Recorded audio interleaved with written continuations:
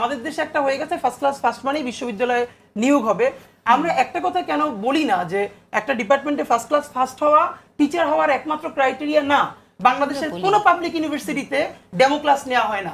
আমি আপনাকে এমন আমি বলতে পারি, আমি যে ইন্টার পর্যন্ত মাদ্রাসাটায় পড়েছি, এইখানে টিচারদের রিটেন পরীক্ষার পরে যারা প্রথম 5 জন হতো একদম সরাসরি ক্লাসে পাঠানো হতো, আমাদেরকে খাতা কলম দেওয়া হতো, পয়েন্টে পয়েন্টে আমরা মার্কিং করতাম, সেই মার্ক যোগ করে যে তার সে ক্লাস কন্ডাক্ট কেমন করে, কোশ্চেনের উত্তর কিভাবে দিতে পারে। আপনি বাংলাদেশে হচ্ছে কি পাবলিক ইউনিভার্সিটিতে আমি আমার মিনিমাম ঢাকা বিশ্ববিদ্যালয়ের আমার ডিপার্টমেন্টের 80% টিচারের কথা বলতে পারবো। এটা শুনলে খুব খারাপ শোনা যাবে, তবুও বলি যারা সবাই ফার্স্ট ক্লাস ফার্স্ট, তারা ডিপার্টমেন্টে থাকা অবস্থায় হাতে লিখে যে নোট করেছিলেন আজ থেকে 18-20 বছর পরে তিনি ক্লাস নিচ্ছেন, সেই নোটটা সামনে এসে পড়েন এবং তিনি তার ডেস্ক থেকে 2 ফিট দূরে যান না, তাহলে তার হাত থেকে নোট সরে যাবে। তো অথচ কানাডা থেকে আমেরিকায় প্রত্যেকটা জায়গায় দুনিয়ার কোনো বড় দেশে পাবলিক ইউনিভার্সিটির টিচারদেরকে আজীবনের জন্য নিয়োগ দেওয়া হয় না, তাকে রিনিউ করতে হয়। আমি যে কয় টাকা বেতন পাবো ওই কয় টাকা রিসার্চের প্রজেক্ট আনতে হবে।